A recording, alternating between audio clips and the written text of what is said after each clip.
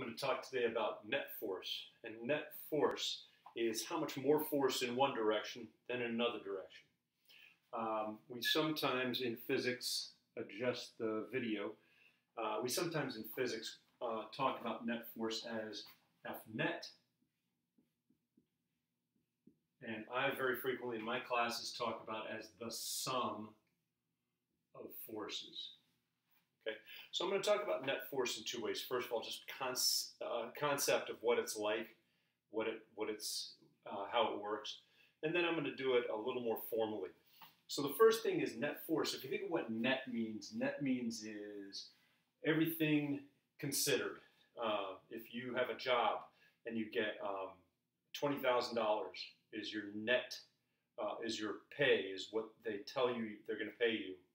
But then you end up getting deductions for all these different things.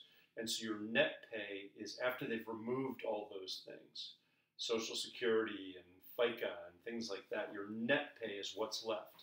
So you're given this much money, theoretically, but then the government takes this much back, so what you have left is the net pay. Similarly, net force in a really simple way. If we talk about a free body diagram and we have 50 newtons of force in this direction and 20 newtons of force in that direction, the net force is how much more in one direction than another. So the net force, or the sum of forces, will be 30 newtons to the right. Okay? 50 is 30 bigger than 20. If we do this as a vector addition, you could have 50 plus tip to tail 20. The resultant would be 30. And the direction's really important. If I'm pushing 50 newtons this way and somebody's pushing 20 newtons that way, the object is going to accelerate in this direction.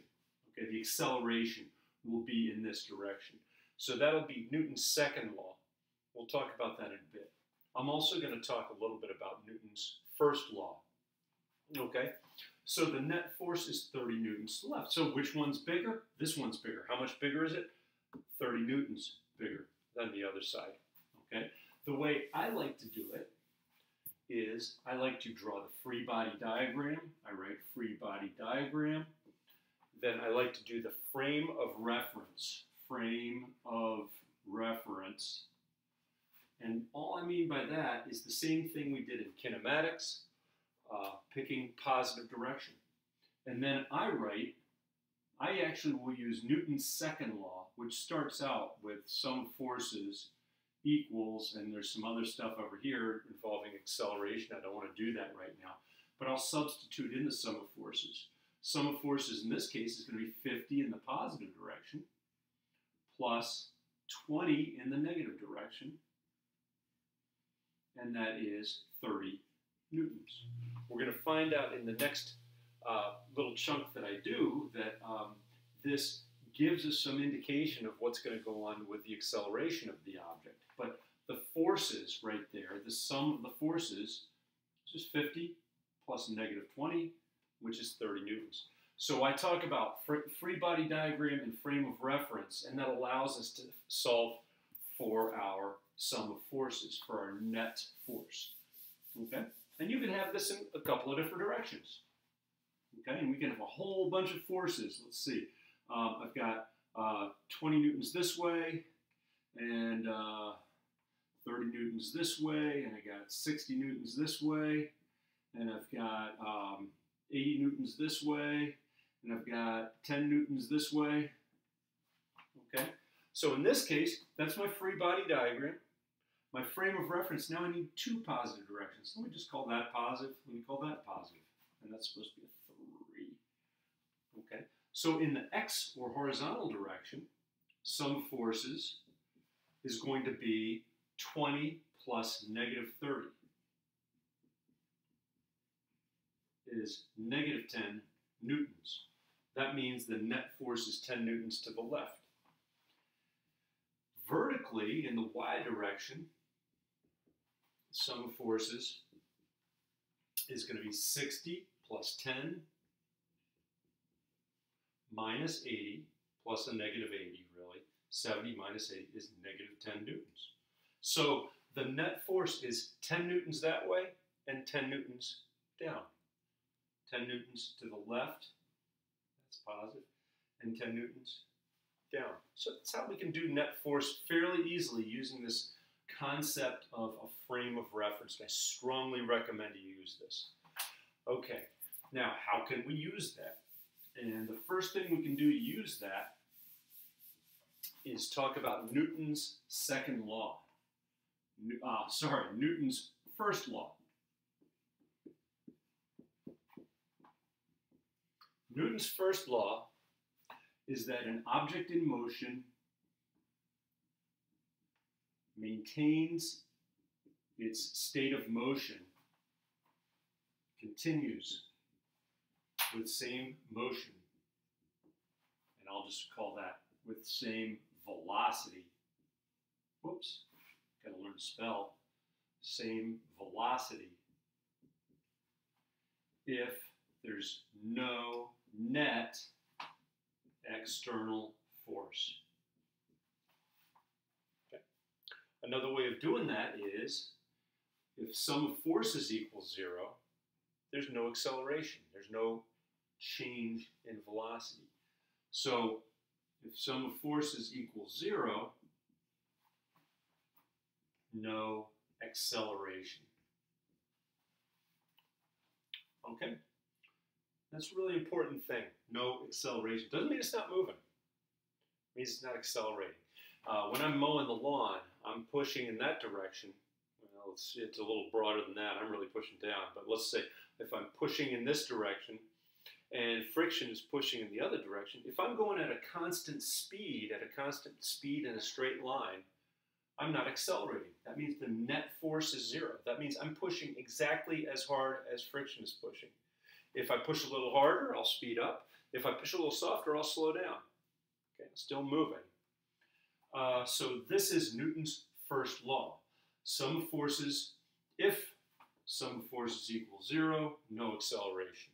And same thing, if constant velocity, then we know the forces have to balance out. It's a very, very special case that we call equilibrium.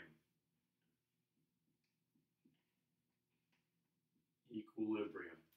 Okay? So let's do a couple of problems with this.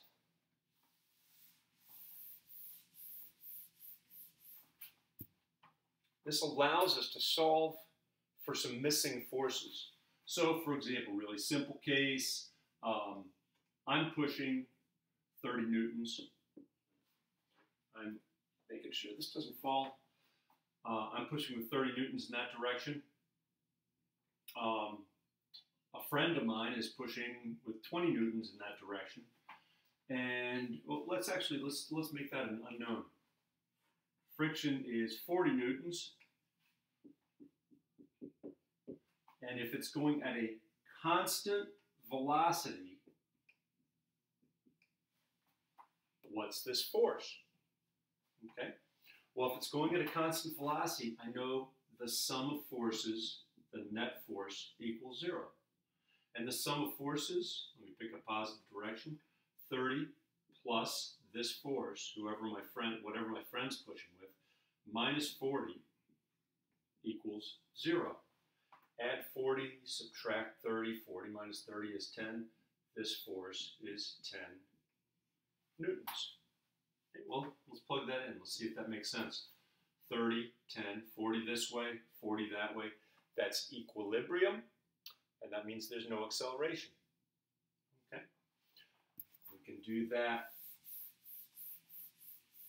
Also, now that we've been talking about these free body diagrams, let's do this. What if I have a table that I want to move? And this table has a weight, force of gravity, of 200 newtons. If you move a table, there ends up being a relationship with friction. Let's not worry about the friction. I just want to show you something here. If the table is at equilibrium and there's nothing on the table, okay, then I know the normal force, again, let's draw that table. There's the table, there's the floor. Surface force, if I'm not sliding it, no friction, normal force. Okay, so we have the field force, and then we have the normal force. And if it is not accelerating towards the center of the earth, and it is not accelerating up, then it's at equilibrium. So I know the normal force is 200 newtons. But if I want to slide that thing, it turns out that friction is related to the normal force, as we're going to find out later.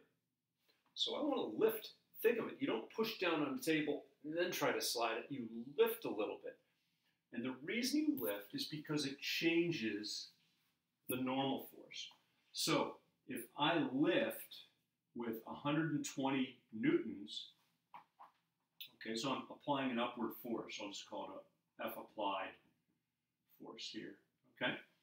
Same free body diagram. We have gravity being the field force. We have an applied force of 120 newtons, F applied. I like to label all of them.